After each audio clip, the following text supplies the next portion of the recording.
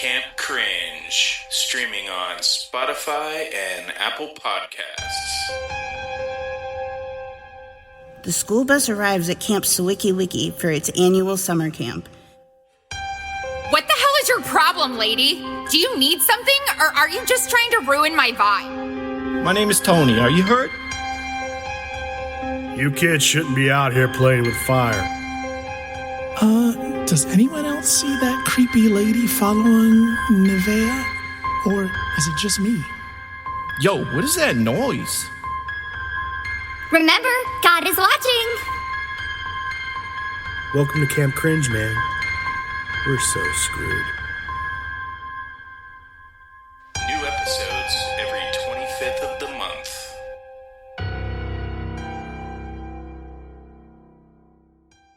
The Murder Shelf Book Club contains disturbing content related to real-life crimes.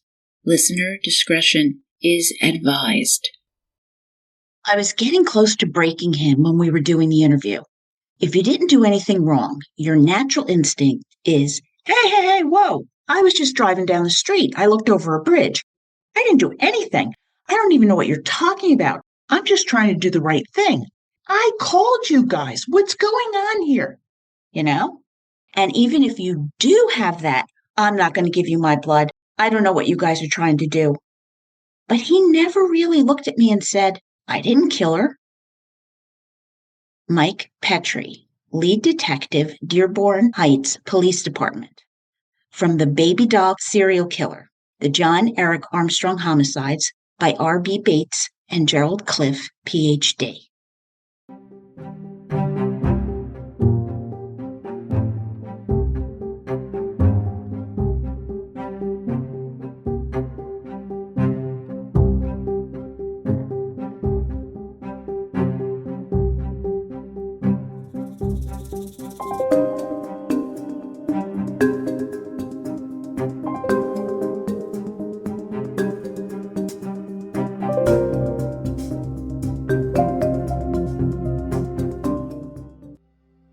Well, welcome to the Murder Shelf Book Club.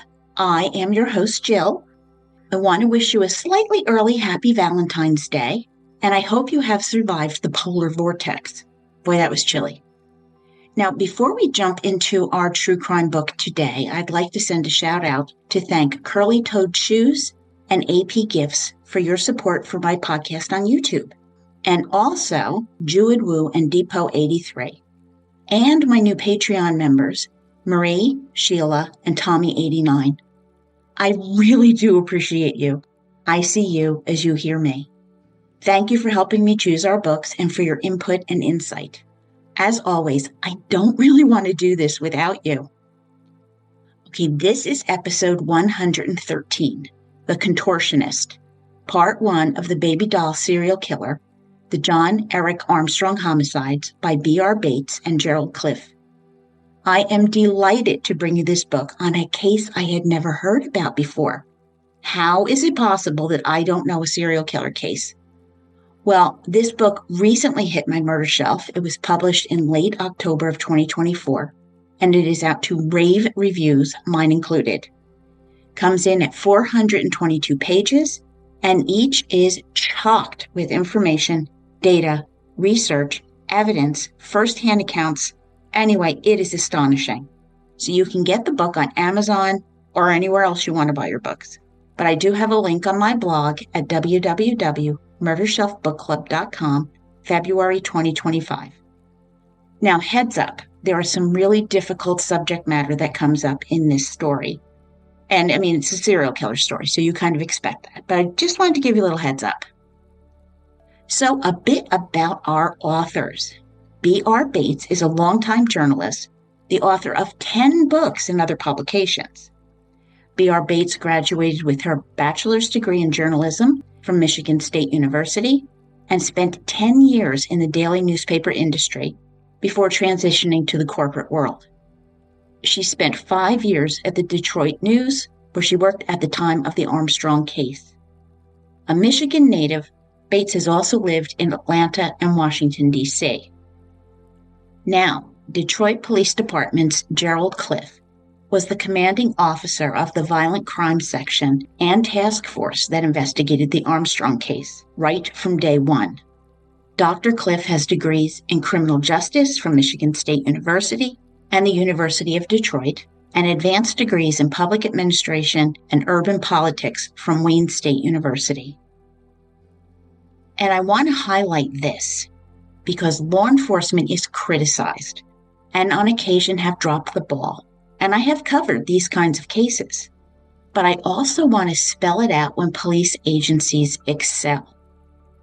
During this investigation, Gerald Cliff juggled a large number of law enforcement agencies, from local to federal, working together to see justice for the victims and their families.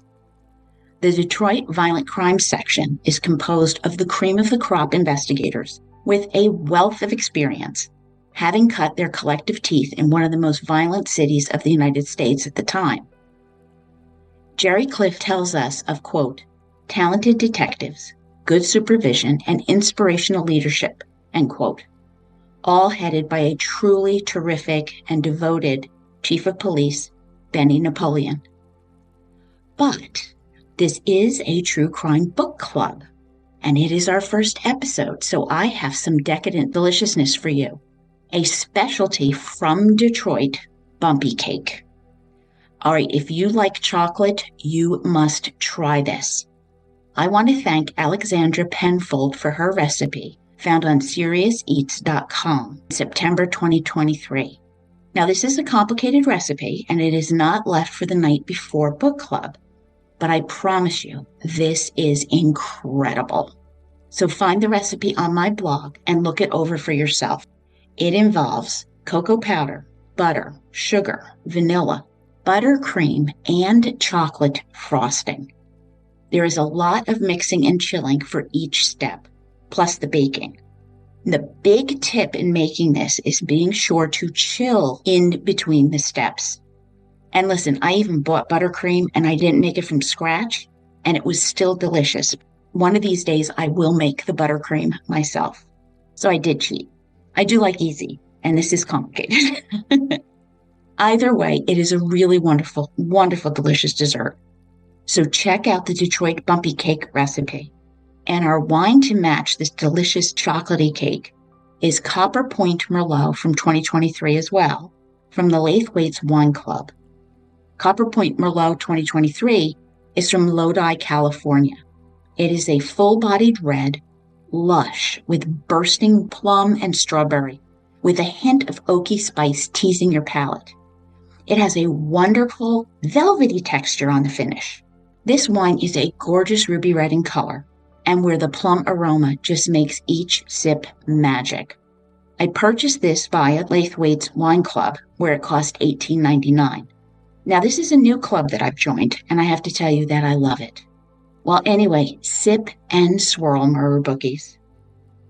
Now, into our story, which revolves around tragic, senseless homicides of very vulnerable women and those who are sucked into the maelstrom, which begins around December 2nd, 1999. That night was dark with a temperature of about 50 degrees Fahrenheit or 10 degrees Celsius, which is relatively warm for Michigan in December. Monica Johnson, a 31-year-old Black woman with black hair featuring red highlights, was walking along Michigan Avenue in a rough neighborhood trying to make some money.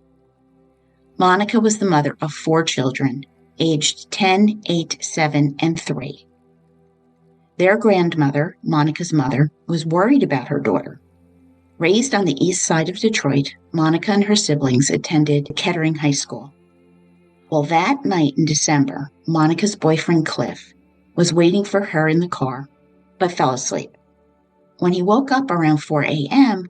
and realized she hadn't returned and she hadn't called, he decided to go home. Cliff would never see Monica again. B.R. Bates would later reach out to each of Monica's siblings. Some of the conversations were politely declined, while others were filled with pain and the trauma of loss. Monica had deeply loved her family and held a special place in their hearts. She was a hard worker who had worked at banks, fast food restaurants, and even a watch company. The circumstances that led her to be on Michigan Avenue, working as a sex worker, were all sadly too common, involving drug addiction and a desperate need for money. Little did she know that a killer had just relocated his family to the Detroit area a few months earlier, and this would mark his first murder in Detroit. Now, Detroit, Michigan is the largest U.S. port city along the Canadian border. In 1996, Detroit had approved casino gambling, with temporary casinos opening in 1999. Historic U.S. Highway 12, known as Michigan Avenue by the locals, intersected several other highways. In 1999, churches, gas stations, liquor stores, used car lots, and old bank buildings dotted the roadway, with commerce happening around the old Tiger Stadium and the once grand Michigan Central Train Depot. Suburbs like Dearborn and Dearborn Heights have strip malls, hair salons, doctor and dentist practices, being somewhat more civilized. Yet Detroit has the seedier side, with strip clubs and prostitution, from Michigan Avenue to the infamous Cass Corridor. And here it was on Michigan Avenue around 11 p.m. that the killer first saw Monica Johnson. He described her as having a medium complexion, being 120 pounds or 54 kilos, wearing orange pants and a black vinyl jacket. Seeing this guy, Monica would have thought he was a typical white boy from the suburbs, innocent looking, wearing wire-rimmed glasses with red hair. Driving a newer 1998 Jeep Wrangler, dark bluish or gray, Monica jumped inside. After negotiating price, he paid her, driving to a secluded alley. He would later say, quote, "After we had sex, for some reason I started strangling her. I don't know why," end quote. This killer was 6'2" and 230 pounds. So think 1.9 meters and 105 kilograms. So this is a big guy. And Monica likely hadn't had a chance. After she stopped breathing, he left her face down on the sidewalk and drove away. He went home and took a shower. But Monica wasn't dead when the killer drove away. A man named Alan was driving home, and his head swiveled around. Wait, was that a woman laying in the street? He called 911, waiting for help to arrive. The police and the ambulance got there about 4 a.m., but failed to resuscitate her. The time of Monica's death was put at 5 a.m. With no ID, unknown female number 72 went in the autopsy report, with Dr. Carl J. Schmidt, the deputy chief medical examiner, determining that she had been strangled. The telltale petechiae, the tiny hemorrhages present around her eyes, and the hyoid bone fractured in her neck. Her fingerprints would finally reveal her name, and her broken-hearted mother was asked to come in and identify her daughter's body, with the whole family grief-stricken. Monica's 2 sons and 2 daughters would be raised by their grandparents. Decades later, her eldest son is doing well, a college graduate. However, his brother is serving time in prison. The girls grew up without a mom, and this would prove to be an all too familiar story. And the killer was just getting started. Wendy Jordan was turning 40 years old in a few months. Her family loved her dearly and insisted she did not belong working the streets. The oldest of 5 sisters and a brother, the family grew up on the east side of Detroit. Bonnie and Wendy were a year apart in age and were very close. After their mom died, Dad raised all of the kids with his sister's support. Wendy was kind and caring, and she'd give you the shirt off her back. In high school, Sister Bonnie recalls Wendy drifting towards street life, as she called it, wanting to party and smoke pot. After graduating high school in 1978, Wendy would move to New York City, staying with her Aunt Carol. She became an executive secretary, but was exposed to some vices as well as traumas. She returned home But the family saw that Wendy had a drug problem. Even so, she held good jobs over the years, but the drugs kept drawing her back to street life, resulting in a couple arrests, with her sister Judy raising Wendy's children. After missing for 3 years, a stranger's phone call would reunite the sisters, who were horrified to see Wendy was nothing but skin and bones. After rehab, Wendy rallied, fighting the urge, urgently desiring a better life. But it didn't stick. And Bonnie just did not understand it. Their father had a good job. They grew up with canopy beds. How could Wendy be sleeping in abandoned buildings? B.R. Bates points out that addiction is at the center of these women's stories. In the 1990s, the drug of choice was crack, and more recently it is heroin. But either way, these drugs make women turn away from their children. Well, my advice is just do not go there. It is not worth it. Truly, it's not. The last time they saw Wendy was New Year's Eve, and Bonnie knew something was wrong when Wendy did not call on New Year's Day 2000. The killer had just left work, second shift, about 10:45 p.m., heading out cruising the area. A gas station employee reported seeing Wendy about 4:30 a.m. that morning. Well, at some point after that, the killer picked up Wendy Jordan, negotiating payment for straight sex. Parking by a funeral home, they had sex, with him wrapping his hands around her throat, strangling her. Driving to a bridge, he would dump her body into the Rouge River below. He drove home and took a shower, going to bed. Murder bookies, you know how we hear that killers insert themselves into an investigation? Well, here you're seeing it happen. The next day, the killer would report sighting a body in the icy river in Dearborn Heights. Later, asked by the police, quote, "How did you feel when you threw her over the bridge?" Guilty, sorry, angry, end quote, replied the killer. The next afternoon, January 2nd, 2000, just as Bonnie Jordan was worrying about Wendy not calling, she received a phone call from the Dearborn Heights Police Department. Fingerprints from a newly murdered victim matched Wendy's. Shocked, the Jordan sisters went to identify their sister's body by photo and then at the morgue, and they fell apart as the reality of losing Wendy set in. Dr. Schmidt performed Wendy's autopsy, ruling her death a homicide by manual strangulation.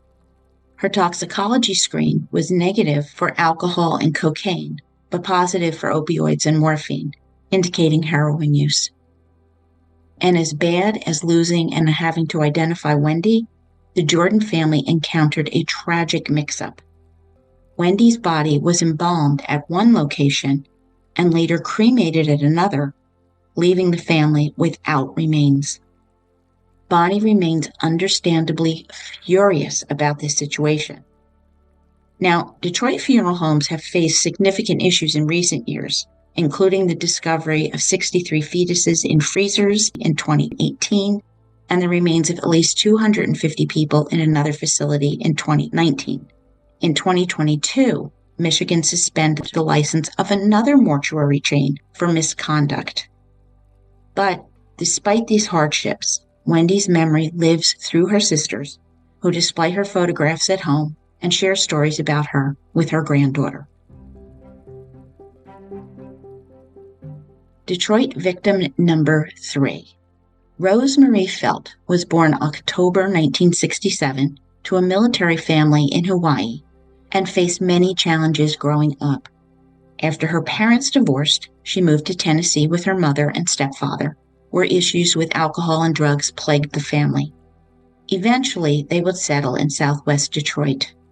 While attending Western International High School, Rose, who was almost 16, fell in love with Alex, who was 5 years older. After getting permission from her mother to date, they would move in together and had a daughter named Jennifer in 1983. To support his family, Alex would work in the HVAC industry, but also dealt cocaine, which introduced Rose to drugs. After surviving an overdose, Alex took Rose and Jennifer to Disney World, providing a brief moment of normalcy in Rose's life. It was beautiful, and they avoided drugs during the trip, with Rose clean. But eventually, she fell back into substance use. Alex was then sentenced to 10 years in federal prison, and during this time, he and Rose did not see each other. Now, Rose was working as a waitress, struggling due to her lack of a high school diploma. She eventually gave custody of Jennifer to Alex's mom, signing the legal consent papers. As Rose became more involved in drugs and prostitution, Alex would move on to a new relationship, but always allowed Rose to see Jennifer. He spoke kindly of Rose, noting, quote, "The addiction led her down this path, but in her heart, she was a great person, an awesome, beautiful person," end quote. He misses her every day. Well, March 2000, Rosemarie Felt was 32 years old and working Michigan Avenue, where she picked up her last John. Tall, chunky, the killer said that Rose had a deep voice. They drove up near the railroad tracks, where for $50 they had sex. And then she wasn't breathing. He dragged her out the passenger side, tossing her on the side of a hill, and left. Again, he went home and showered because he felt dirty. Well, why had he picked up Rose to begin with? Quote, "Because my wife doesn't have sex with me at home," end quote. And note that that is a cop-out. It's just an excuse. Rose's autopsy was performed by Dr. Yung Chung on April 11th and revealed she died from manual strangulation. Her stomach was empty, and she tested positive for alcohol and cocaine. And like Wendy, she was identified through fingerprints. Fellow prostitute Deborah remembers that Rose was homeless and was working out of hotels on Michigan Avenue. By this time, her daughter Jennifer, now 21, felt something was wrong when she didn't receive a birthday call from her mom that March, because her mother always called on holidays and birthdays and things like that. Scott, Rose's brother, carries the weight of regret. A few months before her murder, Rose had reached out asking to move in with him and his family. And while Scott wanted to help, his ex-wife was uncomfortable, so he had to refuse. He often wonders if accepting could have changed everything. Kelly Jean Hood was born February 1966 in Bay City and raised in Muskegon, and was the second oldest in her family. Known for her love of animals, her home was filled with stray dogs, cats, and various pets in inner-city Detroit. She left high school in her junior year, and her sister Shannon describes her as a free spirit. A hard worker, she started babysitting at 12 and later worked as a bartender and waitress. She moved to Detroit, the lure of the big city impossible to resist. Kelly loved to socialize and met her husband Tony through a mutual friend. They would have 3 children, 2 boys and a girl. Kelly was working as a hotel maid, and life was fairly normal. But then, like the other victims we've talked about, her life took a downward turn. Kelly became addicted to crack cocaine. Her son Kyle recalls that after his sister was born in 1994, his mother began using drugs, which eventually escalated to heroin. And this addiction strained the marriage, leaving Tony frustrated as he tried to manage the situation and help her. By 1997 or 1998, Kyle mentioned that Kelly had turned to prostitution to support her habit. Deborah, a family member, knew that Kelly was on the streets for 2 or 3 years. Like Rose and Wendy, Kelly experienced homelessness and danced in nearby clubs. Before Kelly's involvement with crack, she was focused on her kids and Tony. And this change was heartbreaking to her family, who felt helpless to intervene. In June 1999, Tony filed for divorce and gained custody of the children. Now, Kyle thinks back and remembers his mother as generous, saying, quote, "Even though she was using drugs heavily, she had a great heart," end quote. Seen by her mother-in-law on April 11th, 34-year-old Kelly Jean Hood had a black eye and was staying with a friend, Cheryl, who was also a prostitute. Just a week prior, Kelly had been hospitalized for pneumonia, but now she refused the family's offer of help to enter rehab. The killer would pick her up behind a gas station on Michigan Avenue around 11:15 p.m. Described as a brunette, white, weighing 120 to 130 pounds, which is 54 to 59 kilograms, she was wearing a black warm-up suit and a white shirt. He took her down by the railroad tracks, the same area where he had dumped previous victims. After negotiating sex, he strangled her, claiming he let go when he realized what he was doing. He insisted that Kelly was alive when he left her by the woods next to the tracks. Tony and the kids were living with his mom when she received a call about them finding Kelly's body. As she approached the dinner table, she delivered the heartbreaking news that Kelly was gone. Just 9 years old at the time, Kyle, who was the eldest, struggled to comprehend what had happened. Nevertheless, Kyle does have fond memories of spending time with his mom, while understanding that she was deeply addicted to the drugs. Nicole Young worked the streets of Detroit, particularly on Michigan Avenue, using the name Robin Brown. She would vanish at the age of 20. The specifics surrounding her alias are unclear, and the records using it are inconsistent. But it appears that she was born in January 1980, but even that is uncertain. What is known is that Nicole was a black woman, standing 5'3" or 1.6 meters tall, with a medium complexion, brown eyes, and brown hair. She also had a tattoo, Jason, on her left leg. Originally from Chicago, after a rape, Nicole became a ward of the state, who failed to prosecute her rapist. She had been arrested for prostitution twice, and she and her boyfriend decided to move to Detroit, where again she resorted to prostitution after he abandoned her. Well, family were notified that her body had been located, and none responded. And they didn't respond when B.R. Bates reached out to them for this book either. So it was the night of April 9th or early morning on April 10th, 2000, when Nicole Young, wearing 2 jackets, one black and one red, was picked up by the killer on Michigan Avenue. Once again, they drove to the railroad tracks. This is now the 3rd time. He was frustrated with Nicole as she mocked him over his small penis and told him he didn't know how to use it. He later told police that in a fit of rage, he strangled her. On this occasion, this stupid white boy, as he called himself, used a ligature, the very stockings that she was wearing. Initially, Nicole fought back, but he claimed his memory became hazy.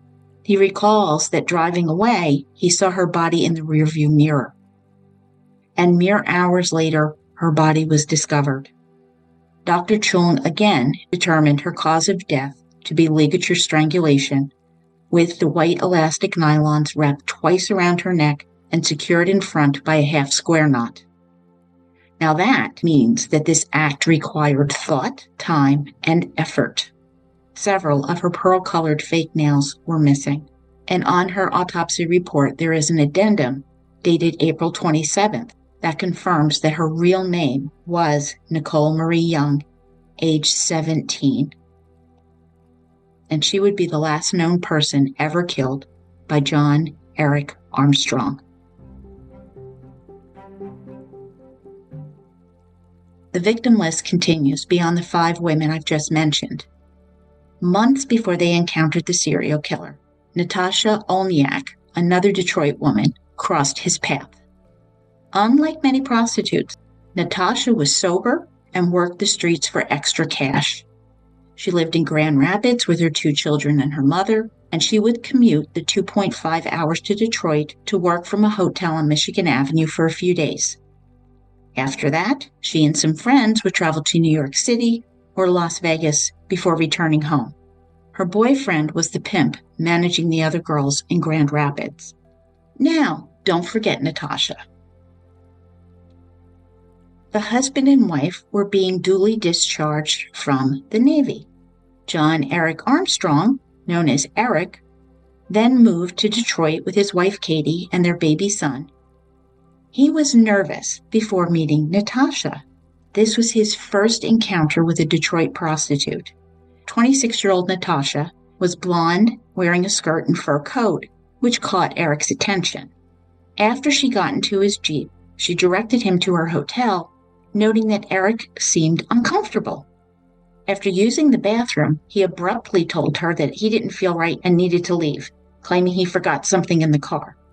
Well, Natasha found his behavior really strange, thinking, quote, "I can't do this. I don't trust this," end quote.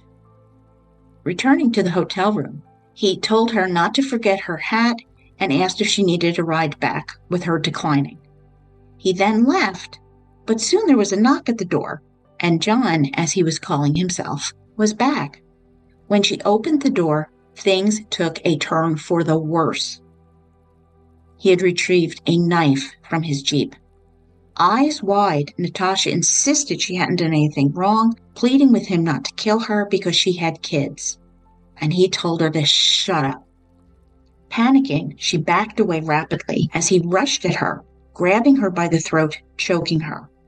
Wrestling, she was no match for this huge man, and he slashed her face and her head, causing Natasha to slip and fall, and the knife to fall out of his hand. Grabbing her, he slammed her back on the bed, grabbing the telephone cord, with her thinking, quote, "I'm gonna die." As he said, "I hate hookers," end quote. But Natasha played dead until she actually did pass out. When she awoke, the cord was very tightly wound around her neck, with her tongue protruding.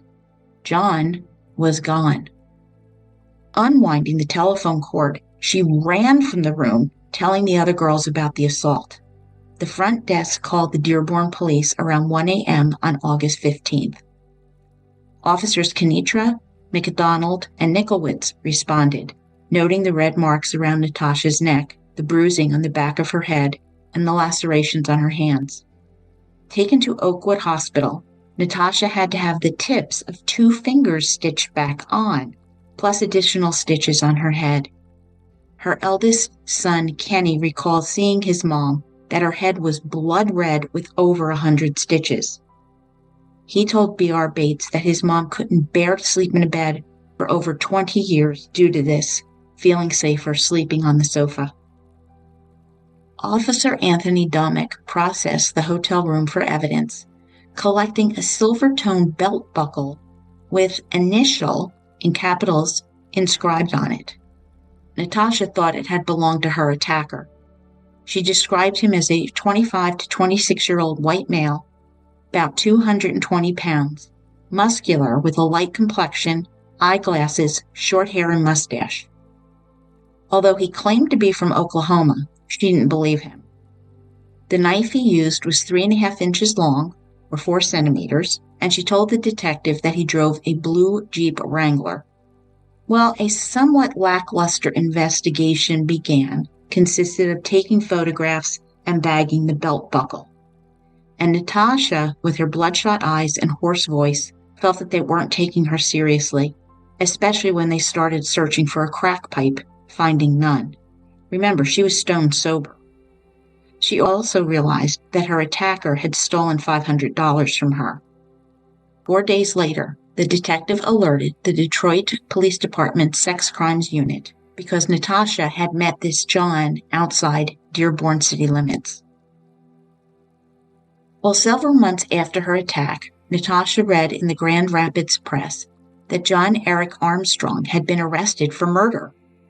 Freaking out, she contacted the police, confirming that Armstrong was the man who had nearly killed her. Detective Sullivan had already looked at the reports and was making this connection, but had waited for her to reach out first. Natasha reflected on her experience and how pretending to be dead may have saved her life. And this attack affected her deeply.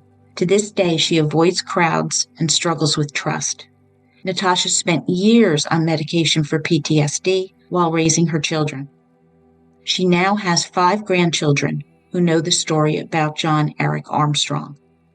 When a red-haired man was arrested for a gruesome murder in Grand Rapids in 2018, Natasha called B.R. Bates out of fear that Armstrong might be connected, and B.R. assured her that he would never, ever see the light of day again. Natasha Olnichak would testify against Armstrong in court, recalling his sinister presence. Quote, "He couldn't look at me. He turned his head and looked the other way." End quote. The ongoing investigation into John Eric Armstrong would reveal that there were 4 survivors of his assaults, rather than just 1. The 3 additional survivors would testify at his trial, while police continued to ponder just how many others may be out there. With gaps in between attacks, it seemed unlikely that Armstrong had taken a pause in his attacks and murders. And then, long after his capture and trial and verdict and sentencing, a comment would appear in a blog post leading to a revelation that was shared in this book for the very first time. Enter Zelda Jacobowski, who looked at the falling snow and thought of Charlie Brown's snowflakes. She had just left her last client, who drove off in his Cadillac. The hotel she was at, while close to Michigan Avenue, was still in Verner, an area not yet revitalized by developmental projects. New to prostitution, Zelda had recently quit her job due to her drug habit. Zelda was a bit of a miracle herself. When pregnant with Zelda, her mother was advised against having the baby because she was battling uterine cancer, but she chose to have her baby anyway. Growing up, Zelda faced limited opportunities, and like her mom, often landed dead-end jobs, eventually turning to drugs to cope. By the time Zelda's son was born, her self-esteem was low, leaving her feeling unworthy of motherhood. She later reflected on this time as one of, quote, running and medicating, end quote, trying to escape her pain, emotional and physical. Now, the winter of 1999 was particularly cold in Detroit, with the first snowfall occurring in early December. A series of events began shortly after that, although the exact time is unclear since Zelda never filed a police report, but it appears to have happened a few days after Monica Johnson's murder. At this time, Zelda was feeling grateful because a kind-hearted person had given her a thick, warm coat. As she walked past the high school that Rose Felt and her boyfriend Alex had once attended, Zelda was not far from the railroad tracks, a known spot for meeting Johns, as we've seen. Zelda noticed a Jeep with a man inside who was watching her intently. Uncertain as to whether he was waiting for someone or looking for a date, their eyes locked and the unspoken communication between them confirmed that he was indeed looking for a hooker. Zelda proposed her price, and to her surprise, it was accepted without hesitation. She noted that he was a large man with reddish hair and freckles. Quote, "He looked like apple pie, the nicest guy you could ever meet, unassuming and disarming," end quote. With her mind racing ahead, she calculated that she'd make some extra cash and be home by 10 p.m. He had a pack of Newport 100 cigarettes, which she noted because she also liked Newports. A little music was playing in the background, as the sound of the door locks clicking gave Zelda a jolt. But she reassured herself that these were just the new automatic features cars had now. She drifted off into her own thoughts, and he suddenly slammed on the brakes and yanked a large knife with a wood handle from under his seat. Zelda was too shocked to feel scared as the large man moved fast, stabbing her in the side of her stomach, with the thick, warm coat preventing the knife from penetrating. Uh-oh. Zelda thought, this guy's military, but she sensed that the Lord was preserving her life. Their eyes locked again as he lunged, but the coat held firm. Just as he attempted the third strike, she began to snap out of the shock, fighting back, even gripping the blade of the knife herself, as he demanded, quote, "Let go of the blade," end quote. "Unlock the door," she replied, and the stalemate was on. His face was fiery red, but she didn't let go. "Open the door," she repeated as he hit her, trying to pull her hair, but she held on to that knife knowing if she let go, she would die. Wiggling closer to the passenger door, he finally popped the lock, with her opening it and sliding out. Blood was splattered all over the inside of the Jeep, including the windshield, her DNA everywhere, as the tip of her pinky dangled. Oh my God. During her conversation with B.R. Bates, Zelda showed her the scar on the finger from the stitches. After her visit to the hospital, she would walk back home still reeling in shock from what had happened, never mentioning the attack that night. She recalled how the man's expression shifted from casual to terrifying in a flash when he attacked her, describing him as looking possessed. Over time, she realized that he had been stalking her, sizing her up, and planned out what he intended to do as he watched her on the street. Years later, after marrying, Zelda told her husband about the attack. He, in turn, shared her story with his best friend, Don, who ran a ministry for Detroit's prostitutes. He also was conducting an informal sociological study by recording their experiences. Initially hesitant, Zelda eventually spoke about her ordeal, and when she finished, Don showed her a photo from the newspaper asking if this was the guy, and Zelda gasped. It was Mr. Apple Pie, also known as the convicted killer, John Eric Armstrong. She had totally missed the news about his arrest. Zelda has now recovered from addiction and is still happily married, and she has dedicated herself to helping girls in need who seek to break the harmful cycles so evident in her community. With God's help, she has also forgiven her attacker, and as always, I am amazed by the human capacity to forgive. I am very much a work in progress. So, our killer. Growing up in New Bern, North Carolina, Eric had distanced himself from his biological father, John, who abandoned the family when Eric was 5. Later, Eric would say he had been abusive.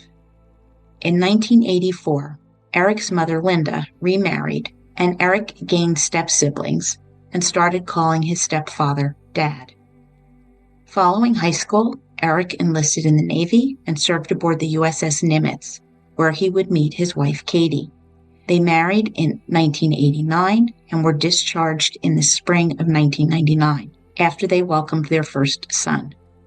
Settling in Dearborn Heights, they moved in with his in-laws, and Eric took a job as a security guard, but soon left to go work at Target. He would later begin refueling aircraft at Detroit Metro Airport. Meanwhile, Katie was attending Schoolcraft College and discovered she was expecting their second child. Now, at this time, Detroit had a reputation as the murder capital of the United States. Residents were aware of this, so that attempted murder of Natasha Olniak in August 1999 didn't shock many. Similarly, Monica Johnson's murder in December of that year largely went unnoticed, and the killer continued to act without consequence. However, everything changed with the murder of Wendy Johnson in early 2000. Eric Armstrong made a critical mistake as his life began to unravel because he came to the radar of not just one, but 2 police departments, Detroit and Dearborn Heights. This is because he reported to the police that he had seen the body of the person he killed floating in the Rouge River. Sergeant Mike Petrie from the Dearborn Heights Police Department suspected that Armstrong was trying to get ahead of the situation. And I think that's true, and that Armstrong also craved attention, the thrill of discovery, and the excitement of knowing that this crime was his, a twisted sense of being a hero by reporting it, a good Samaritan. Unfortunately for him, this backfired spectacularly, and to make matters worse, he had crossed from Detroit into another municipality, leaving his victim in the suburb, very close to where he lived, which ensnared him in his own web of manipulations. Leaving Target at about 4:30 p.m., he got into his bluish-gray Jeep Wrangler and drove towards his in-laws' house. He stopped at the bridge from where he had dumped Wendy Johnson's body in the wee hours of that morning. The concrete bridge had a sidewalk and guardrails around it that extended out by several yards. As he stood on the bridge and looked over the south side, Sarah Darrows and her boyfriend, Alan Berry, noticed him lingering. They initially dismissed his presence and they got in their car, driving off. However, as they drove near the bridge, Armstrong jumped in front of their car and urged them to call 911, claiming there was a, quote, dead prostitute, end quote, in the water. Alan would park in front of Armstrong's Jeep, and he saw Wendy's body in the partially frozen river and asked Sarah to call his dad, Thomas Berry, who happened to be a police officer, as Alan was calling 911 to report the body. When Thomas Berry arrived at the scene, he took the phone from Alan, finishing the call and waiting for the police to arrive. The older Berry kept an eye on Armstrong. After all, he was the one who had noticed the body. Seeing Thomas Berry watching him, Armstrong walked away slightly, pretending to dry heave. And the suspicious police officer in Berry suspected that Armstrong's display was all an act. Armstrong claimed that he was visiting a girlfriend and feeling sick, he had found the body when he stopped to vomit. And I'm sure that Eric thought that this would be the end of his involvement, but he was mistaken. Dearborn Heights police officers arrived at 4:52 p.m. as darkness was settling in. They saw the body lying in the frozen river with one of her gold pumps nearby, along with a cosmetic bag and a bra. Evidence technicians and the Wayne County Marine Division dive team arrived to recover Wendy's body, carefully covering her hands to preserve any evidence. All items found in proximity to Wendy, including the gold shoe, hairs found on her tights, skirt, and face, were all processed. Given that her black leather skirt was around her ankles, a rape kit was conducted and swabs were sent in for DNA testing. It certainly wasn't a suicide because you don't pull your skirt down before you go and try to kill yourself jumping off a bridge. The police began questioning witnesses, gathering their names and addresses. And Armstrong repeated his story, saying he was driving home from work when he suddenly felt sick, prompting him to pull over. Peering over the railing, he had spotted the body, with Detective Sergeant Robert Stevens and Sergeant Mike Petrie listening to him, but realized, quote, there seemed to be a flaw in the slaw, end quote.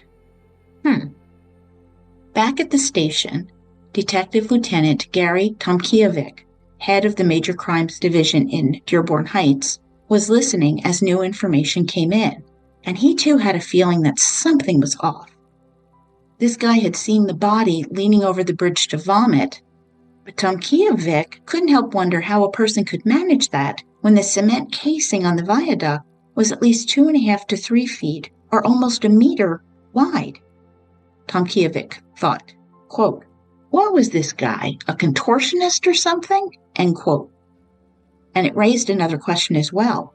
Why would this guy stop there when he was so close to home? The story just didn't add up. During a background check, Tomkiewicz found an incident from November 1999, reported by the Novi Police Department.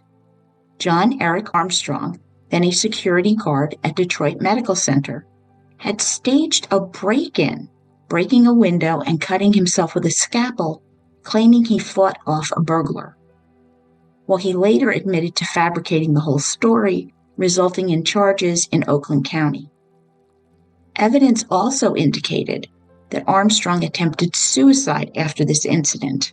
He had left a note for his wife referencing his personal Jeep license plate, Baby Doll, along with his keys and his wedding ring. He overdosed on medication at home, and his stomach had to be pumped. Well, Tomkiewicz was intent on bringing this guy in for questioning. The police searched the Baby Doll Jeep, which was purchased recently in 1998, and it was in disarray, filled with candy wrappers, crumbs, scattered clothes, a blue nylon gym bag, and condom wrappers. Well, I always kept my condom wrappers in my car. That's weird. Detective Mike Petrie, the lead investigator, thought that the victim might be a prostitute and maybe a civic-minding upstander may have reported her body. But then he noticed that Armstrong, despite feeling nauseous and stopping, hadn't vomited and was literally 2 blocks from home. Petrie also knew that the victim had worn gold shoes with flecks, and similar gold flecks were found in Armstrong's car, with Petrie going on high alert. At the station, Petrie suspected Armstrong was somehow involved in this. He wondered if Armstrong had picked up a prostitute who died in his car, maybe from an overdose, and if he had dumped the body to hide what happened from his wife. At 7:09 p.m., Armstrong gave his statement to Detective Petrie, with Sergeant James Sorotowski present as well. And Armstrong, initially soft-spoken, grew increasingly agitated. It was clear to Petrie that he was withholding information. Armstrong said again that he felt ill at work and he regretted eating nachos, which had upset his stomach. He left work around 4:30 p.m., and having never seen a dead body before, was visibly shaken. And the officer expressed sympathy, saying, quote, "I'm sorry you had to become involved in a situation like this," end quote. However, Armstrong wasn't willing to divulge any more information, and they lacked sufficient evidence to confront him about the murder of a woman. They did bring up the fake Novi burglary incident, which Armstrong claimed had actually occurred, and he said the police hadn't believed him, so he told them what they wanted to hear. He had attempted suicide, fearing that he was actually a felon, but had received counseling and was still in treatment. Now, Don Riley, who was leading the Wendy Jordan investigation, sensed Armstrong was lying, and he also noted the absence of vomit.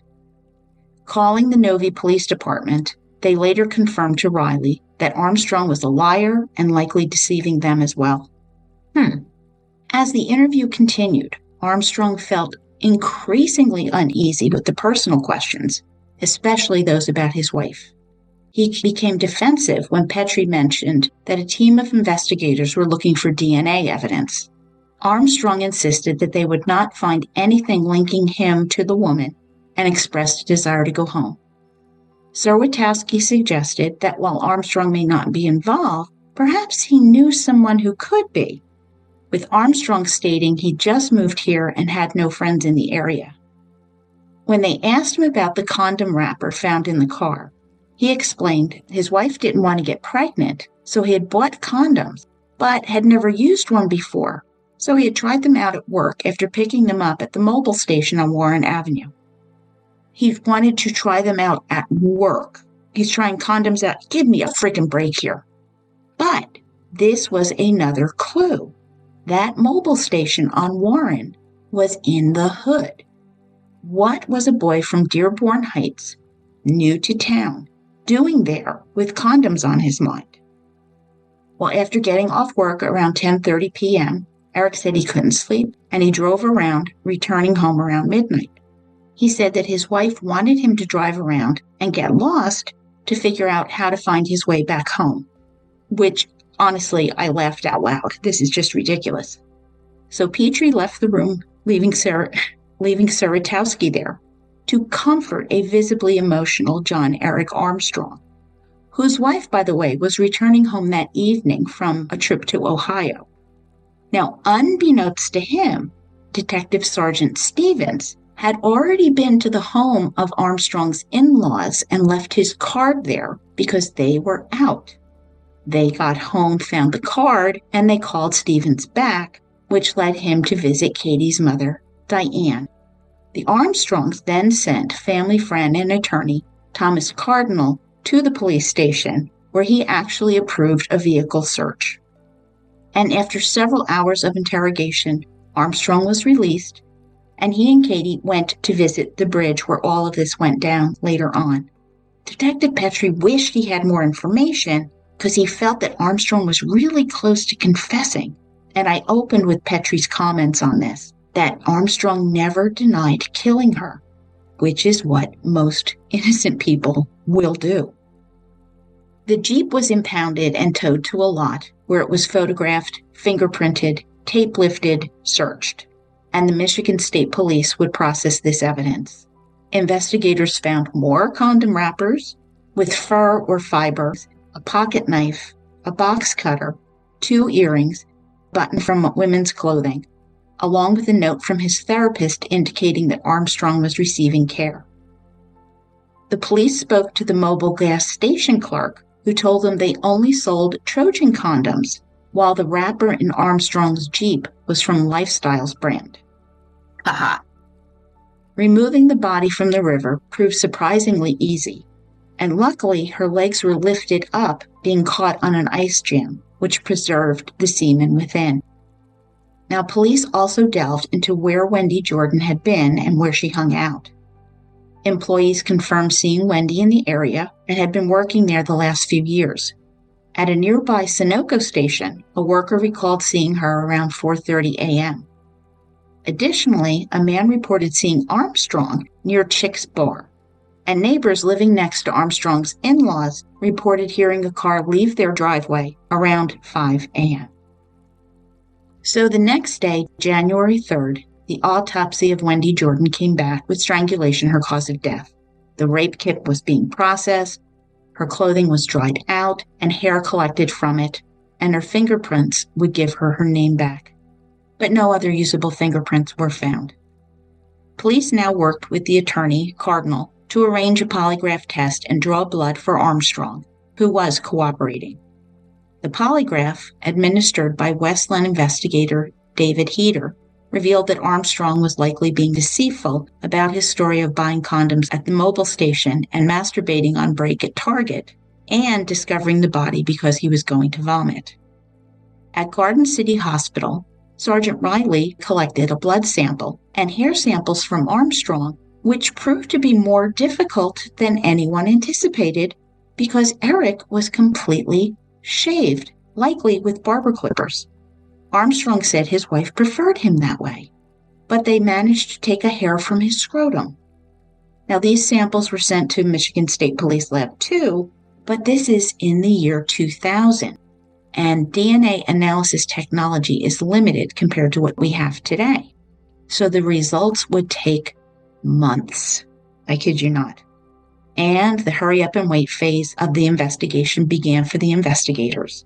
And for you too, because in 2 weeks, I will return with part 2 of the baby doll serial killer, the John Eric Armstrong homicides. And this is where it gets intense. No, it's not intense yet. We're just getting into the investigation. Make sure you subscribe so you do not miss a thing.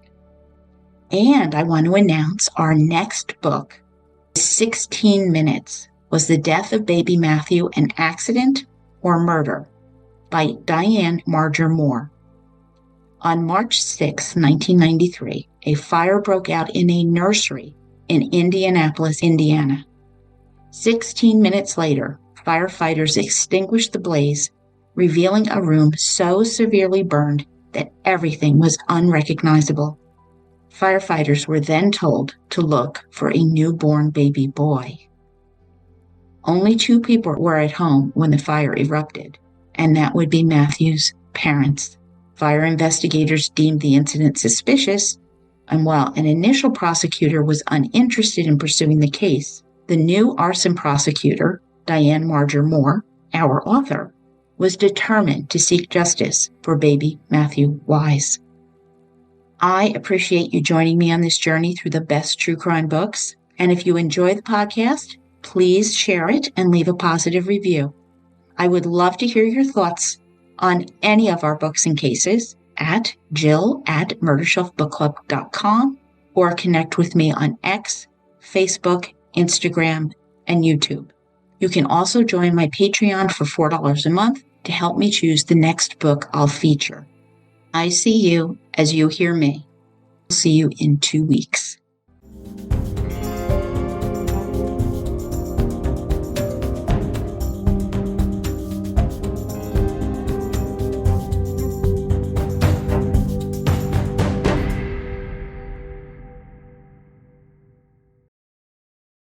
Written and produced by Jill, all rights reserved. Music, The Pewter Elephant by Blue Dot Sessions.